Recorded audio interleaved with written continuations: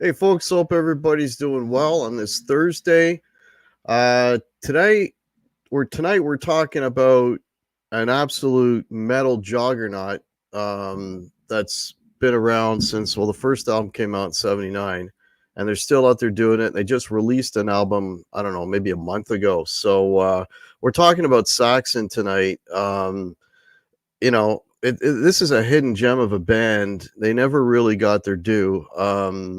They never made it as big as the other bands of that era of the new wave of British heavy metal. And man, they should be up there with those guys. So anyway, so what we're going to be doing here tonight is we're going to be doing choosing our 10 favorite releases of the band. And to help me in that endeavor, we have Mr. Martin Popoff and Mr. P. Pardo. How are you gentlemen doing this evening?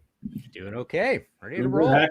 Good to see you. Oh man, I'm looking forward to this. What I was going to ask you guys at the outset, I just mentioned it now. Like, Saxon is one of these bands, and I like that we're doing this show because this is another one of those bands that I think needs a little more attention. Like when we did Budgie. If you haven't checked out Budgie, check out Budgie. Or even Thin Lizzy, or some of these bands that are sort of never really got as big as they should. And Saxon is in that group. I mean, they started. And they were actually bigger than, they were out before Iron Maiden and before Def Leppard and all that. And then those bands sort of put out their records and overtook them. And then it kind of never really caught up. In going through their catalog, and this is just my opinion, but their catalog is much more consistent than Iron Maiden's, much more consistent than Def Leppard. And and I'm going to say it, even Judas Priest, which is not part of the new wave of British heavy metal, but they're always part of the conversation. And I don't know, what do you guys think? Like, why aren't these guys up there with those bands? Pete, go for it. I don't know, to be honest with you. I think that there is. We could spend the whole show just talking about this and not even talking about the albums. Exactly. For me, it's like you have the early part of the catalog, which is looked at as the classics, the holy grails, right? Although there's a kind of sameness going throughout the catalog. They weren't magazine cover worthy, I don't think. They didn't really have a personality like some of the other bands did.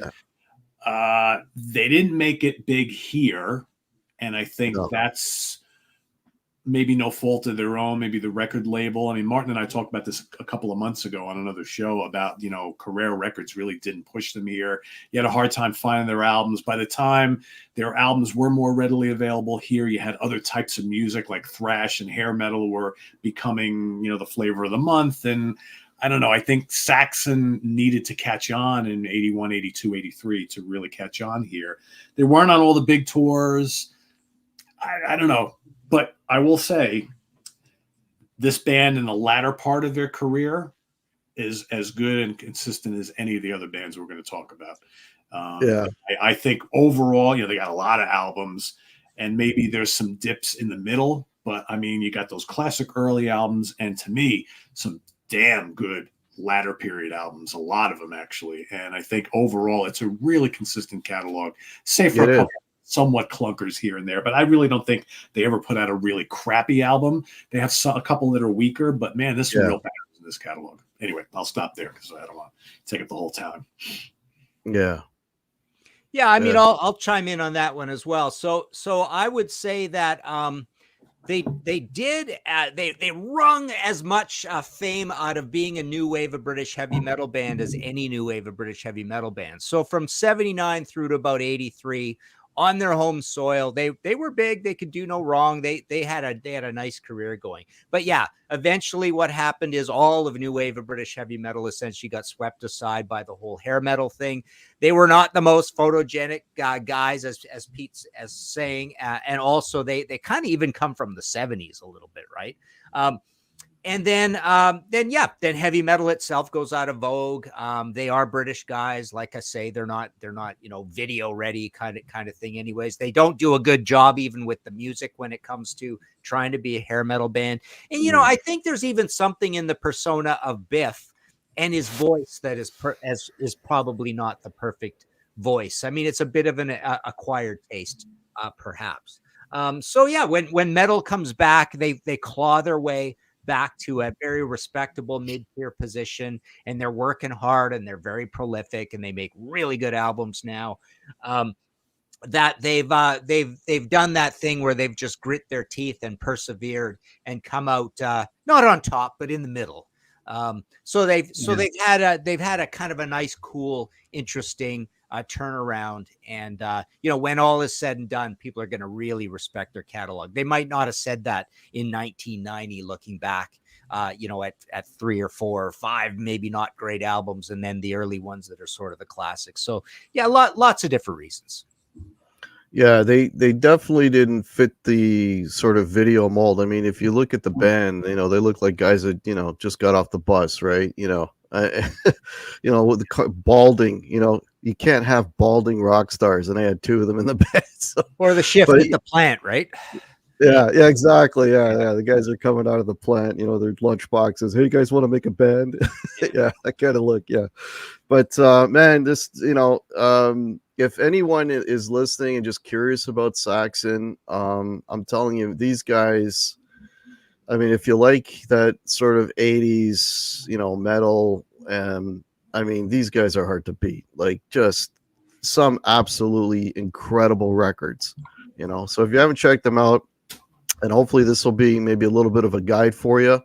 And one thing I'm going to mention too is I shouldn't have to do this, but I feel I do based on some of the comments from the last show. Is this is just our opinion, okay? You don't have to agree with our choices. If feel free to put your picks, in the comments.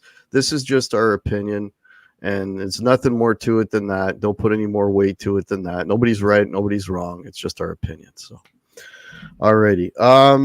Okay, so we're doing 10. So probably the best way to do it is just to go 2, 2, and 2.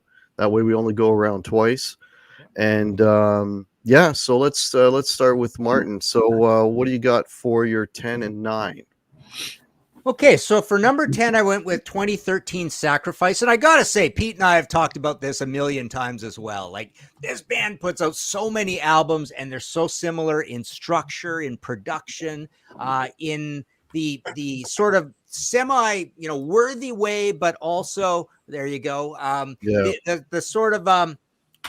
The way that they've modernized their sound as well, which takes away from the personality of the band in the early days. And Pete and I have talked about this a lot, how, basically you take Judas Priest and Saxon and Accept, and you can mix up a lot of those songs together, and they could be on any albums, right? And then there's the Common. Andy Sneap is part of this as well.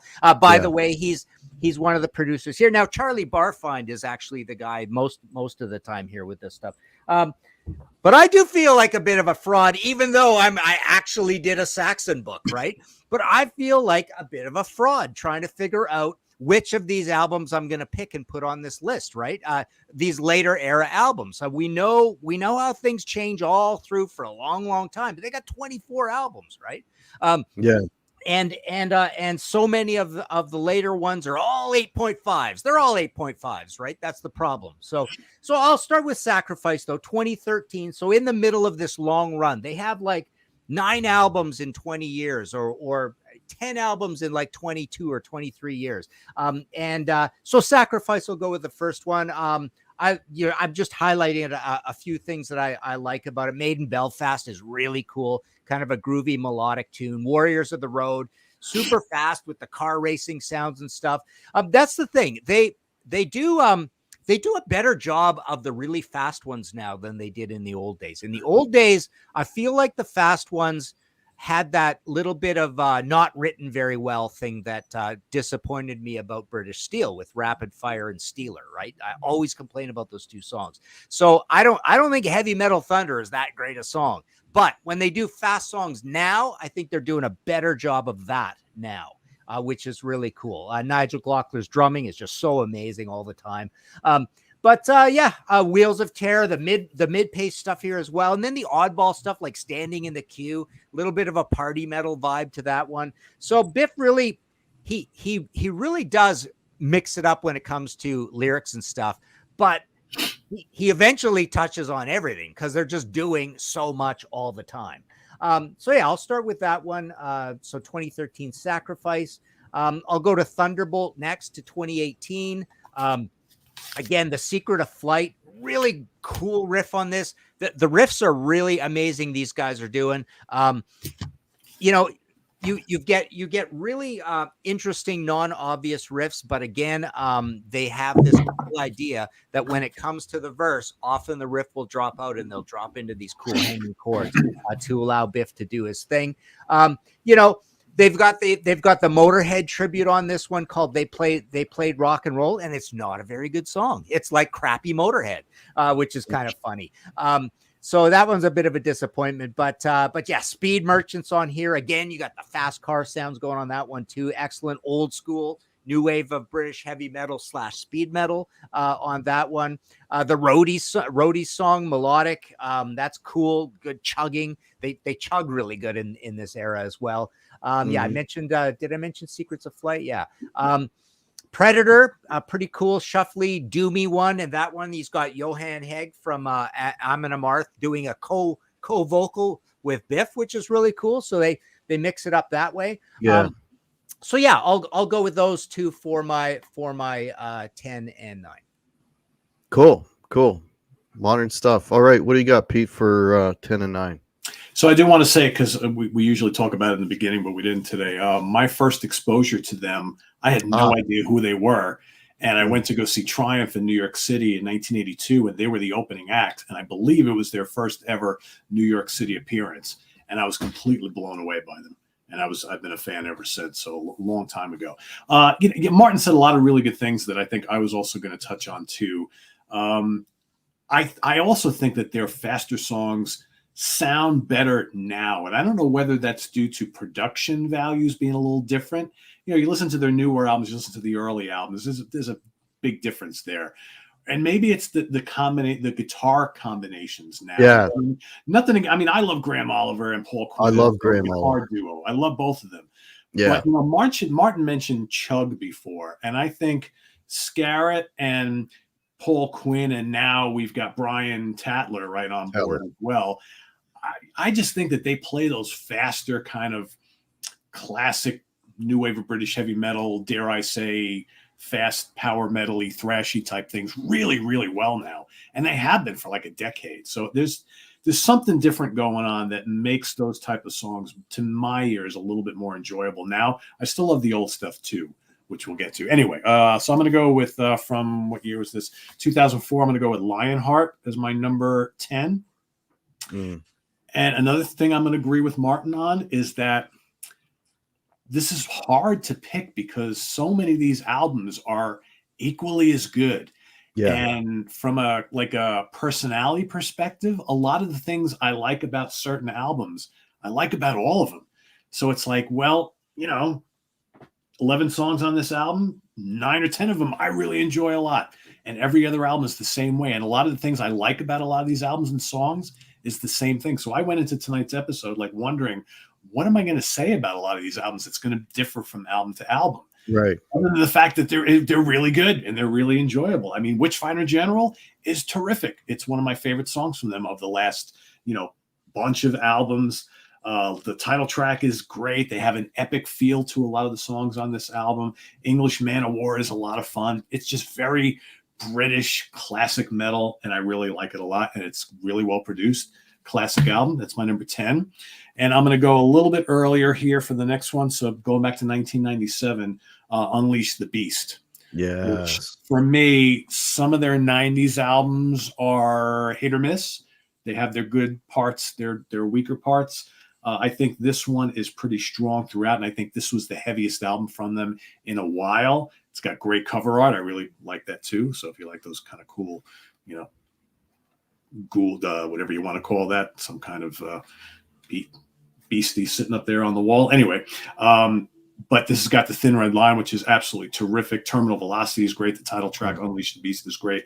Pretty raw, heavy, crunchy album. And I think for me, this was in the middle of a period where I kind of didn't really listen to Saxon all that much. And then when I started getting back to him and I was working my way back and thinking, some of these 90s albums are not amazing. They're okay. This one is more than okay. So that's my number 9, Unleash the Beast. Cool. Yeah. I mean, my albums are across all the decades, and I like a lot of the melodic stuff that they did. Because Saxon always had this ability, even in the more commercial times, where they rode that. I'll call it the cheesy threshold. Where the songs were, you had the melody and all that sort of those tendencies, but the guitars always stayed nice and heavy so that they got a pass. They never fell into the Bon Jovi abyss. They kind of stayed, they straddled that perfectly. And my first pick is one of those records that probably most people dismiss because that's that schlocky stuff that they did. But my first pick is Innocence Is No Excuse, 1985. It's got some good songs on it, man. There's some really good melodies, some really good hooks to it. The highlights for me, Rockin' Again. It's nice, slower, it's heavy. Back on the Streets, heavy verse, a hooky chorus, which they do a lot. Devil Rides Out, another great atypical 80s metal song. Rock and Roll Gypsy's great, Gonna Shout, everybody. I mean, there's just some really, really good songs on it. It's very much an album of its time musically and sonically, but it's very entertaining, and it's just that great mix of sort of 80s heavy riffs, but also really hooky choruses, and it's just that marriage. Like they straddle that line beautifully, right? Where, it could turn into Bon Jovi, but they're just, I don't know, they're perfect at that. They just ride that boundary beautifully. So you guys remember Broken Heroes was played on MTV for about like 5 seconds. And I remember the first time seeing that, and I was like, wow, Saxon on MTV. And then you blinked and they never showed it again. But I mean, I think that song they wanted to push because it was somewhat of a kind of a power ballad, sort of, but not, right? I think it was a little too epic sounding to kind of catch on with that audience. But I think that was their little kind of attempt to go and do something like that. And the only video I remember seeing of them was the Denim and Leather video. That's it. That's it, right? They were the Denim and Leather band. But sort of along the same lines as my first pick, Innocence Is No Excuse, is this one, Solid Ball of Rock, 1991. Another album that straddles that sort of 80s cheese border. But again, there's enough heavy, cool riffs along with really great hooks to give it a pass. I mean, the opener, Solid Ball of Rock, is cool, even though it's using that sort of keyboardy bass thing, which I can't stand, but it's still a pretty good song. Avatar of the Gods, I mean, just a great up-tempo rocker. Lights in the Sky, great track. I love the chordal riff at the chorus. I mean, these guys can write some really, really good songs, man. What else? I just can't get enough. Cool AC/DC verse, right? You got that AC/DC verse, and then you got that super cool chorus again. Ain't Gonna Take It, Crash Dive, etc. I mean, there's some really, really good stuff. I mean, there's a couple of songs in here that are maybe leaning a little more into the cheese area. Requiem is a bit much, and Reaper Bond Stomp is just, that crosses the cheese threshold for me a little bit. But apart from those, it's a good record. It's a little heavier than Innocence, but it still holds the same, heavy guitar, and it still has those catchy elements to it that I really like. So that's my number 10 and number 9. There you go. Nice. All righty. What do you got for 8 and 7? Well, I'll chime in on my when I first heard Saxon thing too. So this I got Wheels of Steel as an import, as a new release in 1980. So it was one of those hallowed 5 or 6 or 7 1980 albums that blew my mind. I went out right away and joined the Saxon militia and the Motorhead fan club at the same time. And I think I got Strong Arm of the Law next, or maybe the debut, which is not making my list, the debut, but yeah, it was a big deal.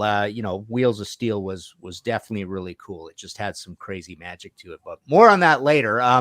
My 8 and 7, both start with like a 1-minute instrumental intro and then the title track, both of them, and both my 9 and 10 did that too. So yeah, I mean, all the different signals they're sending out for you to not be able to tell these records apart happens in that way as well. Intro, title track, intro, title track, all my first 4. So I'm going with their latest album, 24th album, Hell, Fire and Damnation. I hate that title. It's very awkward. But we got, I don't like the cover either. Brian Catler is on board here. I don't think he particularly makes a big difference. It's not as obscure as his writing is with Diamond Head, I don't think. But yeah, Madame Guillotine is a good one. Melodic but Doomy. That's another thing Saxon does really well that I noticed in going through these records again and comparing them.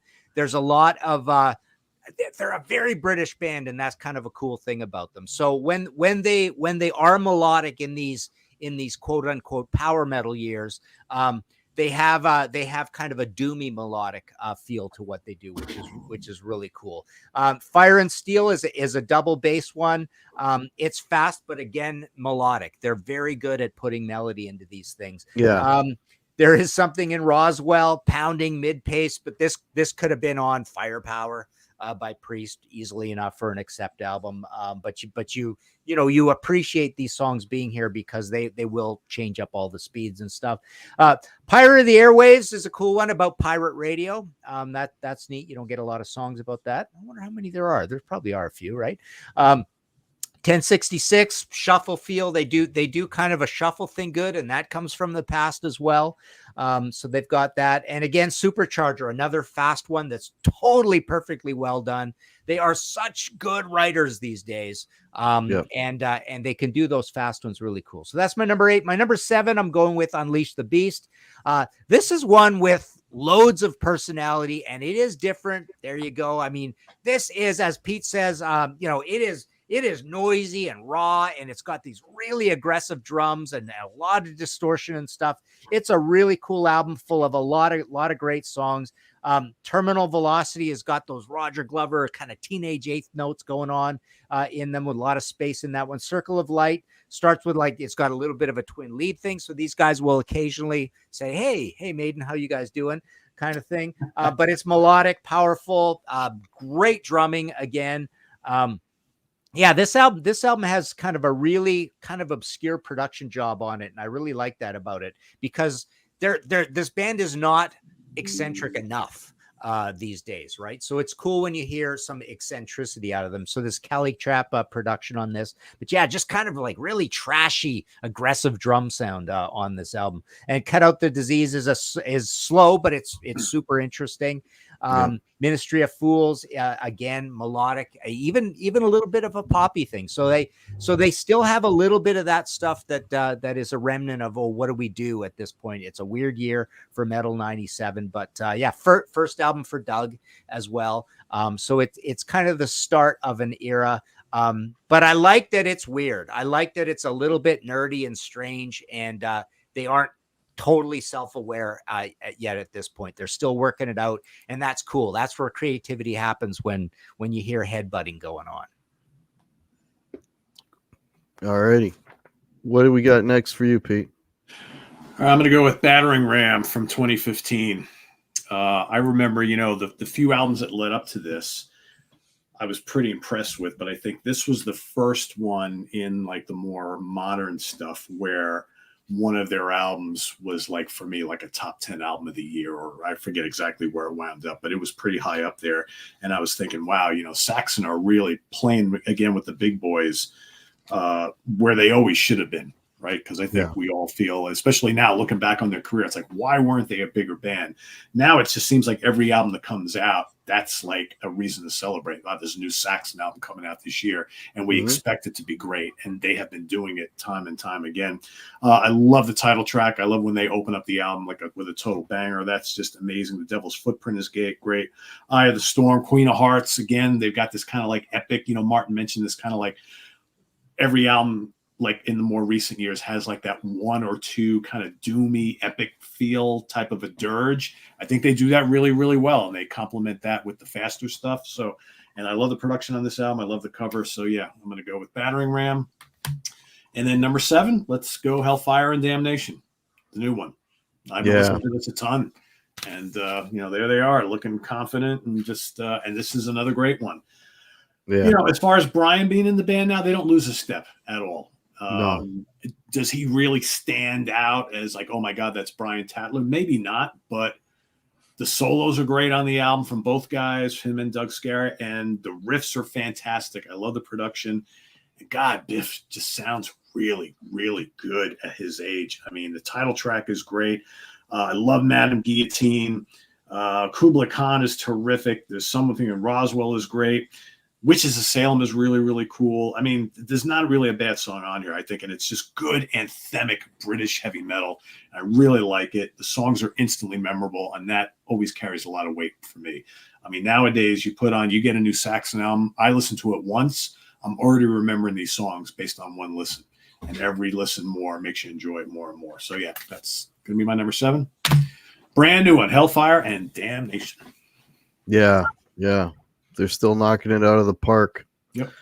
Yeah. So my number 8, Into the Labyrinth, 2009. This one from their more heavy period, their more recent heavy period.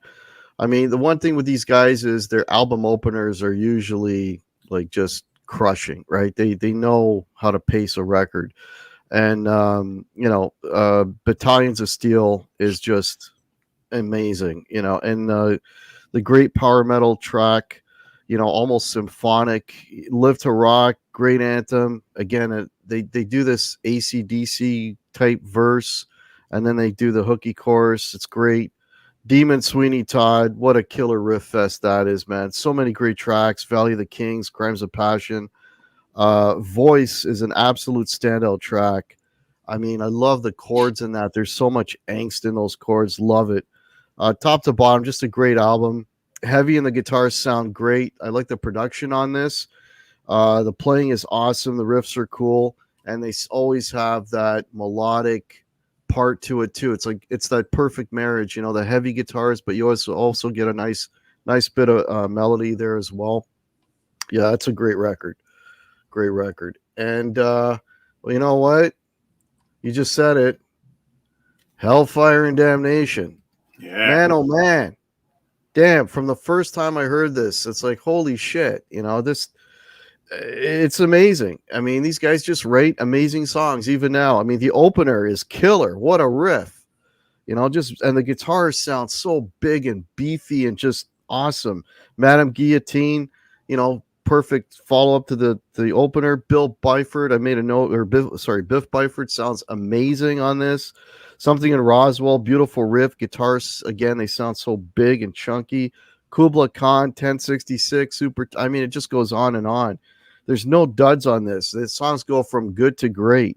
It makes it for me, it makes it in the top 10 for a few reasons. The heaviness of it, the production of it.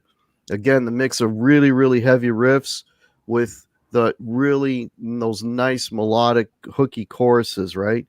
And the addition of Brian Tatler from Diamond Head, is it works beautifully. It's just it's a great record. I mean, for a legacy band, we always say, geez, legacy bands, how many legacy bands are still putting out quality material?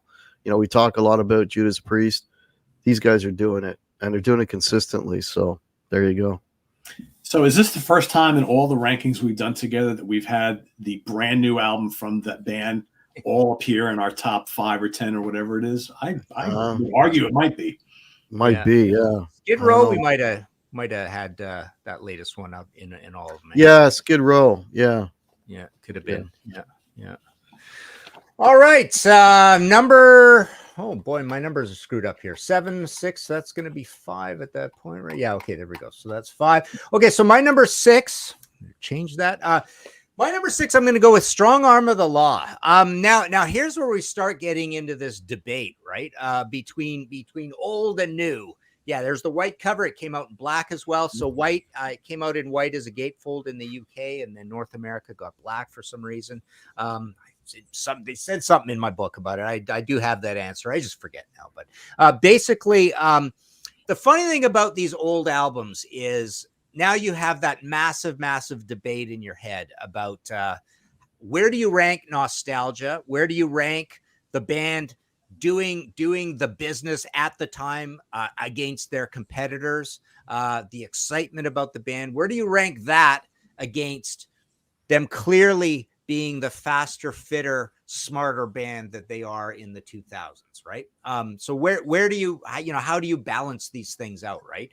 And if you're a certain age, you might, if you just came to Saxon now as a 22-year-old kid, you're going to go back to those albums, those old albums, and go, what are these old timers talking about? This stuff is crap, right? Because there's just such a gorgeousness to everything that they're doing now. Just amazing guitar sounds and the writing, and everything, the production. So Strong Arm of the Law is just a cool, gritty, combative, right there in the new wave of British heavy metal. Pete Hinton production on this. You've got the guitars right up front. Everything's just like hitting you right between the eyes. There's kind of like there's grit to it. There's sort of an urgent, mid-pace feel to it. But again, 20,000 Feet, Heavy Metal Thunder are basically your Rapid Fire and Steeler problem to me. They're literally, I'm supposed to love those the most because they're the heaviest, but I don't like them the most, right? I love Dallas 1 p.m. Everybody loves that. That's like their big, amazing, stomping AC/DC, smart, thinking man's AC/DC sort of classic. And I love To Hell and Back Again. So that's them being smart, but they're just putting in this cool melody and stuff. I mean, this album gets a little bit of stick sometimes because it's the quote unquote rushed album, right? Because they get 2 albums out in 1980. So, they're working super hard. And as they say in the book, I mean, they were absolutely just run ragged at that time, playing live and doing great, singles coming out all over the place. But yeah, you get a little bit of their ZZ Top swagger in the title track with that cool story from Biff there. And Taking Your Chances is kind of like chromatic, cool chords in that one. So that's really interesting. But yeah, not a lot of songs. It's just there, boom, get in, get out. And a few of them aren't so great. I don't think Sixth Form Girls is that great a song. So I've got it the lowest of all the classic albums. That's my number 6. Number 5, I'm going to, this was a fun memory getting this stuff all signed on the Call to Arms tour. They came to Toronto, produced by Toby Jepson from Little Angels. And again, I think the main way that you could distinguish these albums, I mean, we're proving it right here that what the heck are we doing? I mean, we're all picking different ones, it seems, right? Yeah. They're all falling in different places. But the way I sort of went about it is, it might sound simple, but which are the ones that have the most songs that you're cheering them on, and then all of a sudden you're going, I'm really cheering them on because this album has critical mass and tons of great songs. So yeah, love Back in 79, even though it's slow and kind of smeary. That's kind of cool. Chasing the Bullet is one of those AC/DC pump and bass things they do really good. Afterburner, speed metal, but not double bass, is just kind of fast and aggressive sounding. It's really cool. When Doomsday Comes, melodic, huge beats. One real negative is they just rip off Deep Purple Perfect Strangers in the middle of this song for some stupid reason. It's just that they just throw that riff in. It just sounds so cheesy. But Ballad of the Working Man, really cool. Galloping, great old school kind of sound to that as well. And the title track is like this slow epic. They love their, dedication to fallen soldiers and stuff. Yeah. And that whole thing. That's something Biff just loves history, period. But he loves his British history in particular, and I just love that album cover. I think that's just a great album cover. Just way different from the heavy metal norm. And so that's my number. I did 2, right? Strong Arm and Called Arms. There you go. Yeah, that one was very close for me. I love Chasing the Bullet. Man, what a perfect song that is. That riff is just driving. Love it. All right, Pete, what do you got? Can we say that this band has a lot of pretty good album covers, right? Yeah. Or maybe Innocence Is No Excuse, which is pretty bad, and the first album is pretty bad. I mean, there's some good ones, I think. Yeah. There's a couple not so good. But anyway, my number 6, I'm going to go with 2022's Carpe Diem. This ranked high up on the list for me in album releases from that year. And again, I saw them on this tour, and they were amazing. I've seen them numerous times. But yeah, just the title track just kills. Again, first song on the album. Got to grab it by the throat. So good. Yep. Black is the Night. Supernova just like steamrolls. So good. The Pilgrimage, Dam Busters. I mean, Remember the Fallen.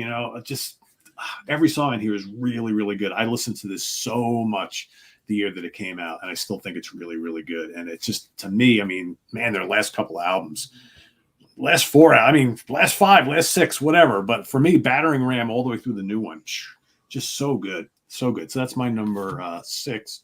And another one, number 5 is Thunderbolt. Man, Olympus Rising. Another banger of an opener. So good. I love Are there any 2000s albums we haven't one of us hasn't brought up yet? There's one that hasn't come up yet, but Really? maybe it will. We got some time. But yeah, it's so good. Nosferatu is just absolutely killer. I personally think they played Rock and Roll is a lot of fun, and they played it on that tour, and the place went nuts. They were opening for Judas Priest, and they basically said, this is our tribute to Motorhead, and people just totally got into it. Really good. Sons of Odin is terrific. Big and doomy and epic, just like you mentioned, Martin. Roadie's song is fun. Yeah. Another banger of an album, another cool album cover, and they still look badass for a bunch of old geezers, right? So, yeah. Yeah. Number 5. Yeah. It's funny. They're older, but now the whole band has hair. Yeah. They replaced all the bald guys. Except for Paul, but he left the band because he didn't fit in anymore. That's right. Yeah. Right. That's right. Most recently, Paul quit. I got no hair. I can't play no more. Yeah. I'm out. Oh, boy. Okay. So, this one was already talked about. And, man, I love this record. Unleash the Beast. Oh, my God. 1997. First song, Unleash the Beast, is just a great up-tempo rocker. Love the guitar work on this. Terminal Velocity, holy shit, man. That's the perfect marriage of a crazy good riff and a wonderful vocal melody. Just bang on. Circle of Light, heavy and cool. Thin Red Line. That one could be considered a radio-friendly song, but again, still heavy enough to be cool.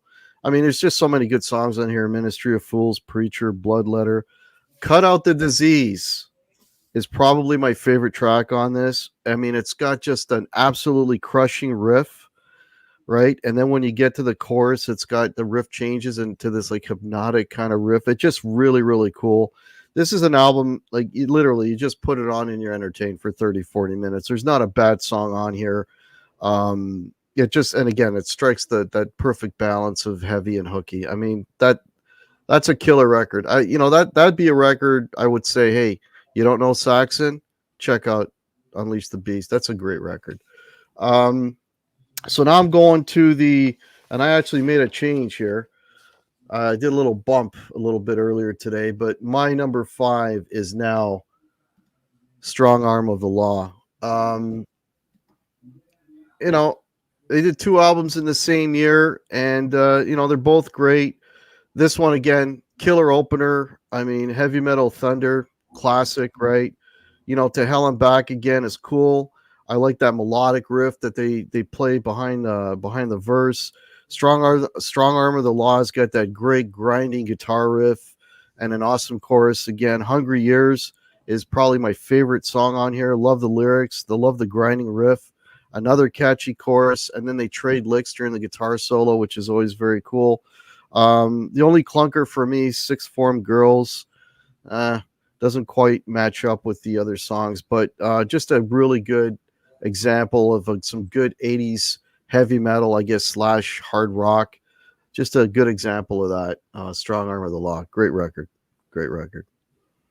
Nice. All righty. Okay. 4 and 3. What do you got, Martin? Number 4 for me, I'm going Wheels of Steel. This is, like I say, the first one I got. I loved it when I got it, but even then, you could tell that it was that they came from the 70s, right? They were son of a bitch, and they had a few years leading up to the self-titled from 79. But at this point, it's so early in the new wave of British heavy metal. You go like, what is this new kind of thing going on? And they're not even really looking like 70s guys anymore. I mean, they're starting to come up with a uniform. It is called Wheels of Steel and Saxon and all that.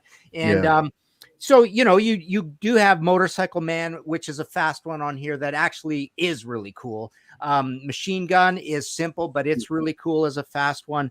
What I like about this album is it does have 15 to 20% of kind of a late 70s vibe to it. So it's got that character where they'll throw in, the little bit of boogie woogie structure in between songs here and there. With, Stand Up and Be Counted is the Ted Nugent Yank Me Crank Me riff. It's exact. But 747 Strangers in the Night is just this great melodic, groovy epic. Again, the Pete Hinton production on this is just so working class and between the eyes, and just really kind of gritty and vital. Wheels of Steel is again that Thinking Man's AC/DC thing they did. So they've got they dropped down on a few things, and they were recognized for it, and people loved this album when it came out. Freeway Mad is a good fast one as well.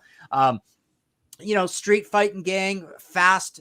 So that's speedy, but again, it's got a little bit of the 70s boogie woogie thrown in there as well.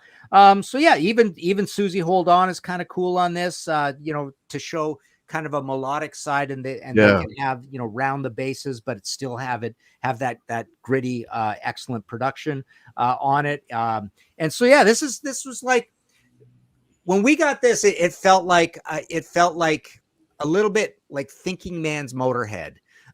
It was like a slightly more accessible version of Motorhead, not as extreme, not as noisy, a few more riffs, a little more locked down. So Saxon was always like right in there with that Motorhead family, rather than the other type of new wave British heavy metal that was more priest-based kind of thing. And then my next one, I went with Denim and Leather. So Denim and Leather, to me, this is where they kind of get the best combination. This gets kind of like a really clean, powerful production, and you really notice it in Princess of the Night, where they really lock down the palm muted guitar thing there. It's absolutely pristine and perfect. And it's sort of a fast song, but then not with a beat, and it kind of takes a while to get going. So it's just really cool that way. The Band's Played On is an absolute classic on here as well. Fire in the Sky, again, has a little bit of that Rapid Fire Steeler thing to it that I'm not happy about. I love Midnight Rider with sort of like the key change thing that happens in there. So to me, this is almost like the Try Harder version of Strong Arm of the Law. It's got all the same sort of ingredients. To me, it feels like they're just being a little more professional with what they're doing, and a little less biker. Although ironically, there they are on a bunch of motorbikes. Yeah. So that's my 4 and my 3. Oh, cool. What do we got for 4 and 3, Pete? Yeah, we're on kind of the same wavelength here. I also agree. I think going back to the day, 40 years ago, to me, Saxon and a lot of my friends, we also kind of looked at Saxon as kind of like the cleaner Motorhead. And also they had a formula to their music, kind of like AC/DC did, but they gave you a little bit more variety than AC/DC did. And I think there definitely was a formula on these 3 albums. It's amazing how all 3 of them sound so similar, recorded very, within a short time of each other. But yeah, I'm also going to go with the Strong Arm of the Law for number, what is this for? Number 4. Yeah, it's classics on here. Title track is great. Heavy Metal Thunder is great. I like it better on the live album. 20,000 Feet is terrific. Dallas 1 p.m. is classic. Six Form Girls is not very good. Not very good. That's really, to me, the only clunker on here. But it's a great sounding album, very different sounding album than what you get from them today. But I think for the time, it was just a pretty powerful production. And yeah, a classic album for a reason. And then number 3, I'm going to go with Wheels of Steel. Motorcycle Man is killer. Again, another banger to open an album. Machine Gun is killer. What a banger way to close the album. And Machine Gun even better on the live album, I think, as great as it is on here. But you have a lot of really good deep tracks on here. Susie Hold On is terrific. 747 became a concert staple. That's really, really great. Stand Up and Be Counted, so good. Freeway Mad. I think this is a much more consistent album than this album, even though they sound fairly similar and recorded, so close to each other. But I would argue, as we'll see with my next pick when we get to it, that 2 of the 3 early bangers, I think, were just a little bit better than the other ones. So, but yeah, this is a classic. It's number 3, obviously. So it's got to be. There you go. Yeah, yeah. Well, I mean, I picked it above. I just told you my next pick, but I did pick it above Strong Arm of the Law because it is a more consistent record, like you say. It's a little more. Yeah, there's a little more going on that one, but. Yeah, spoiler alert. Anyway, my number 4 is also Wheels of Steel. Classic era, Saxon, much more focused and specific than their first record. These guys made quite a leap, I think, in terms of what they wanted to do. They finding their sound, between the first record and the second record. I mean, it kicks ass right off the bat, Motorcycle Man, as you mentioned, and then Stand Up and Be Counted. Just a cool rocker. Love the guitar riff at the chorus. These guys always wrote some really good anthems. There's lots of anthems in Saxon albums, lots of them. I mean, there's so many classics here, Wheels of Steel, for example. See the Light Shining with that. It's got that, again, these guys they're writing rock tunes, but there's always like a really cool interesting element, and they do this really cool bridge section in that song, particular See the Light Shining, that I really, really enjoy. Street Fighting Man is another great one.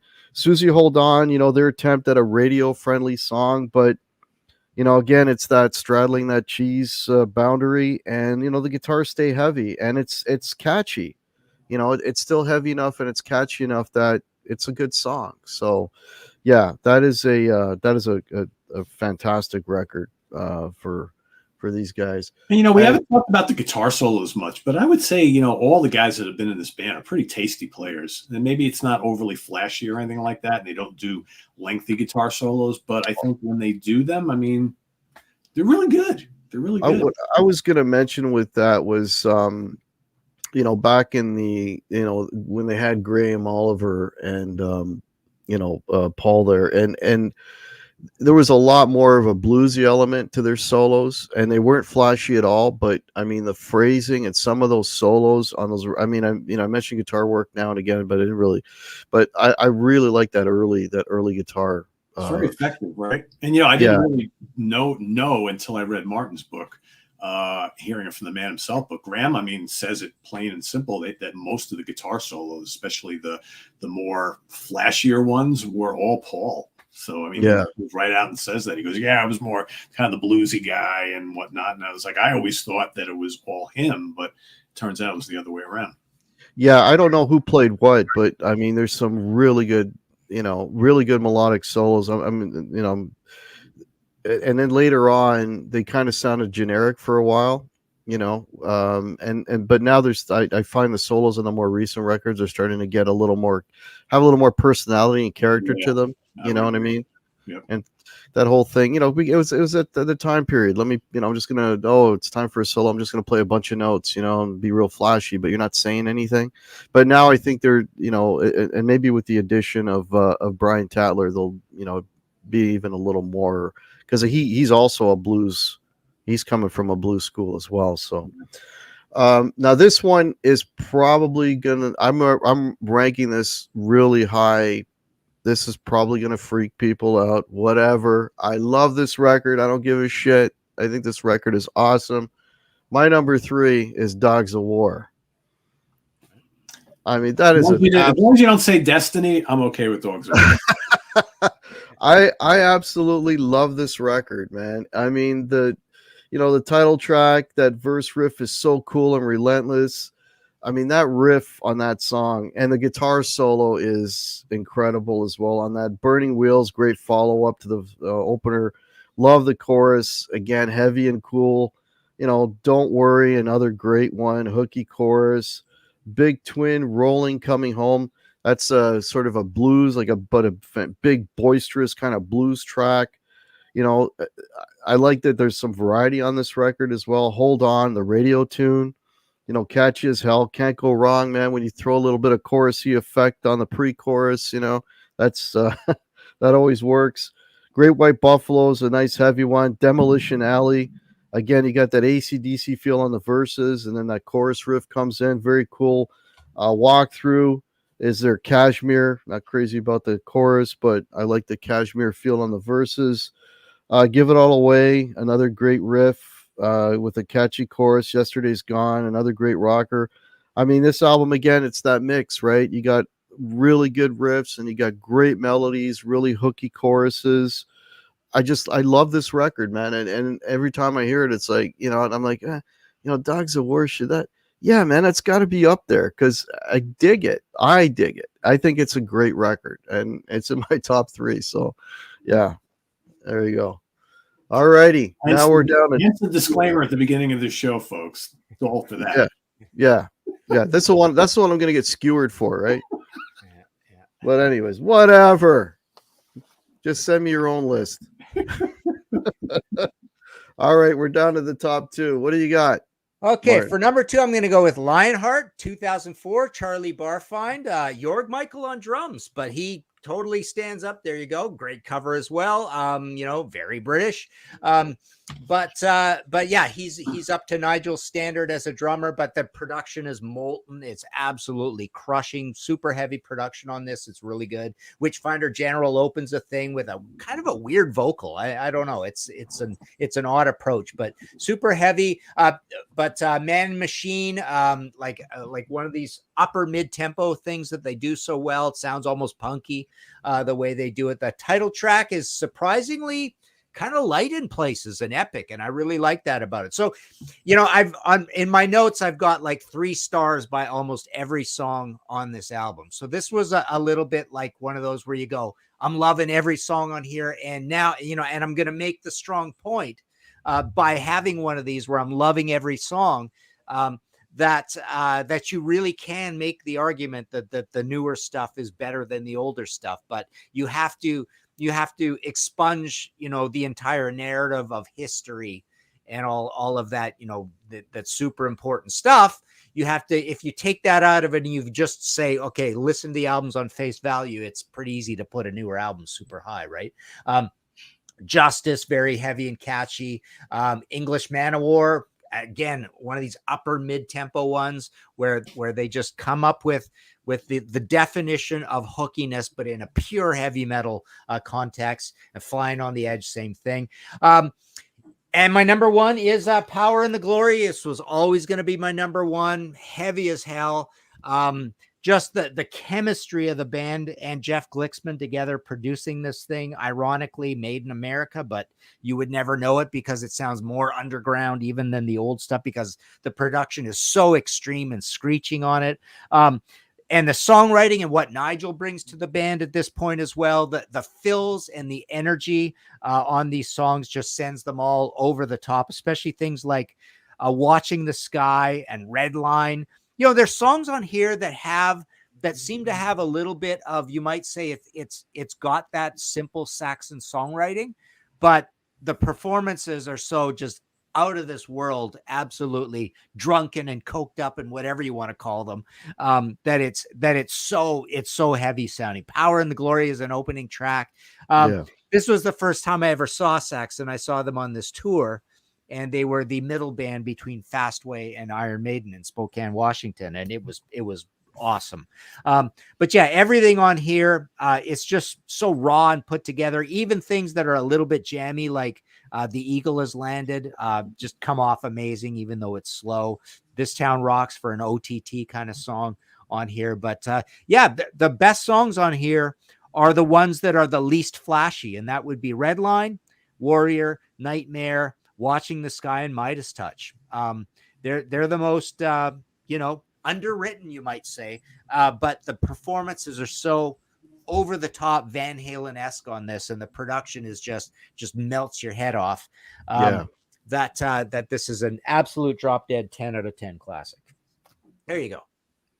Totally agree. What do you got, Pete? 2 and 1. Denim and Leather, number 2. First of all, it has arguably my favorite Saxon song of all time, which is Princess of the Night, which is terrific. Spoiler alert, even better on the live album. Never Surrender is amazing. Rough and Ready, so good. Play It Loud, and the band's played on is excellent. I love the title track. That is just a killer song. I don't know why that wasn't included on the live album. Fire in the Sky is terrific. Great guitar solo on that. They look badass here too. So yeah, that's my number 2.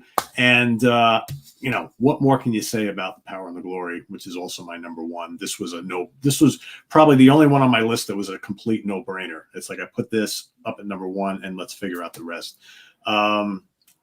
When this came out, Martin, I don't know if you probably might agree with this. I couldn't understand why this band didn't get kind of looked at in the same light as Maiden and Priest and Def Leppard and all those other bands. When we heard this, we were like, holy shit. This is an amazing album. And then it just died. Didn't do anything here. And it's just like, man, what a shame. It really, really was. But yeah, the title track is killer. Redline is so melodic, so heavy. Warrior steamrolls. Nightmare is a great song. I love the chorus on that. It's nice and melodic.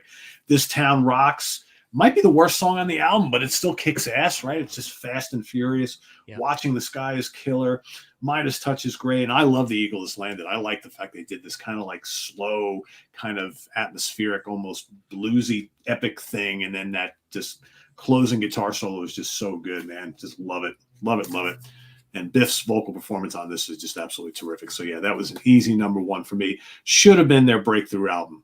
Sadly, it wasn't. I think by the time Crusader came out, they were hoping that would have been their big breakthrough here, but it wasn't quite the album that this was. Probably not even close. But obviously, it didn't make any of our lists, so not even close. Yeah. All righty. Well, you guys have talked about it. It's my number 2, Power and the Glory. This is an example of early 80s metal at its absolute best. I mean, it's just filled with great riffs, and there's so many beautiful melodies in there. I mean, I love heavy, but I got to have melody, and this delivers on both, perfectly. Power and the Glory, I mean, such a perfect opener, up-tempo with that absolutely killer guitar line. Red Line that you mentioned is a great follow-up to that. Love that guitar line. Awesome rocker. Warrior, fast and heavy, love it. I love the solos. This is where I was going to talk about the solos. The solos on this record really are part of each song. They're an integral part. There's no wanking going on. Everything is just perfect.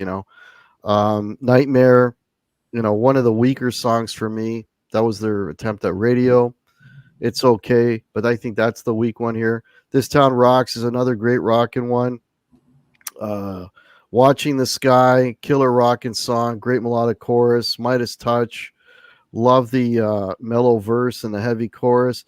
The Eagle Has Landed at almost 7 minutes. That's their opus. I think it's a great song. I love the guitar work on that. I think it's great, and I mean, just a great album top to bottom. I mean, these guys could write some awesome songs. I know you guys are saying or mentioning their stuff is kind of simple, but they do a lot of interesting stuff. I mean, yeah, they have a formula, but they do some interesting changes sometimes, some bridges, some pre-choruses, some things to kind of spice it up a little bit.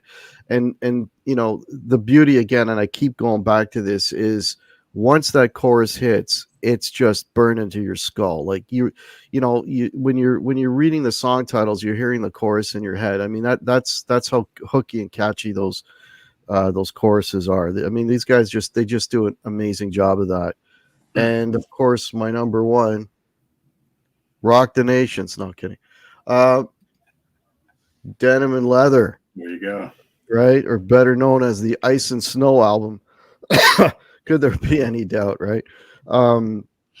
Yeah. You know, I mean, what do you what can you say about it? Denim and Leather, that's the big anthem, and it's not even the best song on here. Princess of the Night, right? I mean, what an opener! What an amazing riff and a chorus. Never Surrender, just down and dirty rocker, out of control. Another killer riff, rough and ready. Play It Loud. The band played on, etc. I mean, the album is absolutely relentless. This one is a little rough around the edges. It's a little raw sounding, kind of gritty, but because of that, it has a certain charm to it. Like Power and the Glory is a much better sounding record than this one, but that grittiness kind of gives it a certain, I don't know, charm, and despite that, like the songs are so good that they kind of transcend it, and they still, they're still amazing. These guys can write some amazing songs. The songwriting is off the charts with these guys, and it's consistent. It's consistent. 2024, they're still doing it, so there you go. Yeah. Just out of curiosity, how low do you guys rank the debut? It's not their worst. Yeah. No, I don't think it's their worst. No, I would, no. We did a contrarian show on Crusader, and I was quite amazed at how not great Crusader was, right? And it was doesn't hold up well. I thought it was none of our lists. Yeah, crazy. I thought it would show up somewhere, but and a couple of those. So it's almost like if you just put your 70s hat on, you could find value in that debut, right? It's okay, but yeah, it's not. It's just amazing the difference between that and the next album.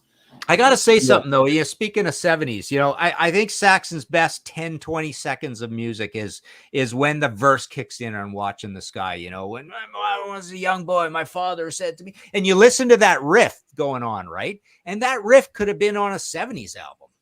I mean, it's not flashy modern heavy metal, but it's played and sung with such conviction, right? Nigel's just going crazy, like doing this fast drum into this thing.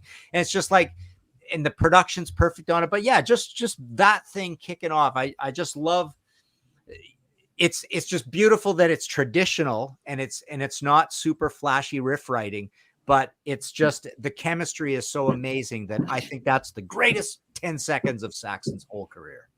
And then just to do the opposite of that, on the same album, right in the middle of This Town Rocks, right after the chorus, Biff all of a sudden goes solo, and then he goes into a ridiculous song. It's so ridiculously cheesy. It's almost like it doesn't fit on that album. And I remember the first time I'm like, what?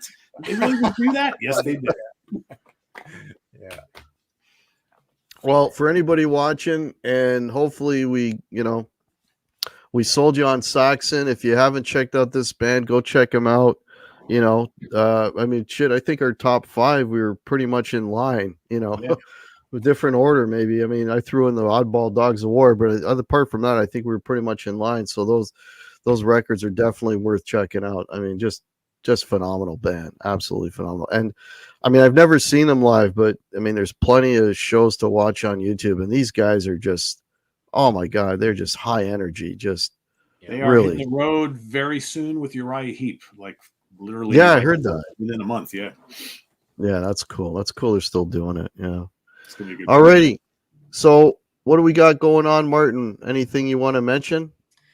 Yeah, this book just came in yesterday. It's the Robert Plant panel book. So we go through every single studio album with about 10 or 12 people, and we do a Q&A and deep dive into every single studio album. So that just came out. So that's at martinpopoff.com, and this came out 2 weeks ago. This is my Imaginos follow-up to Flaming Telepaths. So it's all just interpreting the lyrics of Blue Oyster Cult and how it aligns up with all these historical events through time. So those are the 2 new ones. That's martinpopoff.com, and we've got the Contrarians video show. Those episodes are going up all the time. There was a good one recently that got some good numbers where it was all dogpiling on me for bands that I've always famously hated. So it's like everybody picked bands that I hated and I had to defend my view or whatever. So that was cool. Yeah. We did Queen the Game. And then I have the audio podcast every week, History in 5 Songs with Martin Popoff. Yeah, I saw that video. That was pretty good. That was a good one. What about yourself, Pete? What's coming up? So we got tomorrow. Martin and I are doing a show. Most people have been under the assumption for many, many years that hair / glam metal. I don't want to just call it hair metal. I know people get upset with that. But that style of music kind of died in 1991. Well, we're going to pose the question tomorrow. Did hair metal really die in 1991? And we've each got 10 examples that it really did not. And actually some pretty damn good albums came out that could be considered hair or glam metal in 91, 92, 93, right around that time frame. So that's coming up tomorrow. And then on Saturday, we have the debut episode for the first time ever in 10 years of having the Sea of Tranquility channel. I am giving up the reins to a new show that I will not appear on.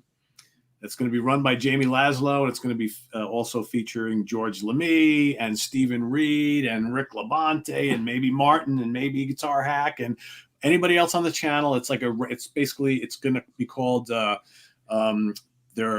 Are the Review Crew is the name of I almost forgot the name of the show. The Review Crew. It's going to be like a roundtable review program where everybody will come with like one or two brand new releases. Could be brand new releases by a new band or an existing band, or maybe a brand new reissue. And it's just going to be like a roundtable review show. So it'll be about an hour, maybe 45 minutes to an hour. Everybody brings a couple things to the table, and that will not feature me. So yeah, this will be the first time in 10 years that there is going to be a video on Sea of Tranquility that does not feature me. So this will be the first of like 4,800 videos we've done in 10 years that I am not a part of. So, and that will be probably like an every other week thing, like a bi-monthly type of thing. So I'm looking forward to just sitting back and watching that, and not worrying about anything that I said in it or anything I did, or, how bad my hair looked, or, whatever, or what damn shirt I'm wearing. So that'll be interesting. And they've already recorded it tonight, and I heard it went well. And so that'll be premiering on Saturday night. So. That's cool. That's cool. So today, my latest episode of Recommend an Album to Review went up. So go check that out. That's a thing I do every week. People in the comments suggest records for me to check out, and I'll listen to them, and then I'll post a review the following Thursday. So that's back on stream. So go look at that. And I do. I'm going to be doing another episode of Guitar Arsenal for 2024. That's how I keep track of my instruments, because they come and go pretty damn quick. So I'll be doing probably posting one of those on Saturday, and yeah, that's about it.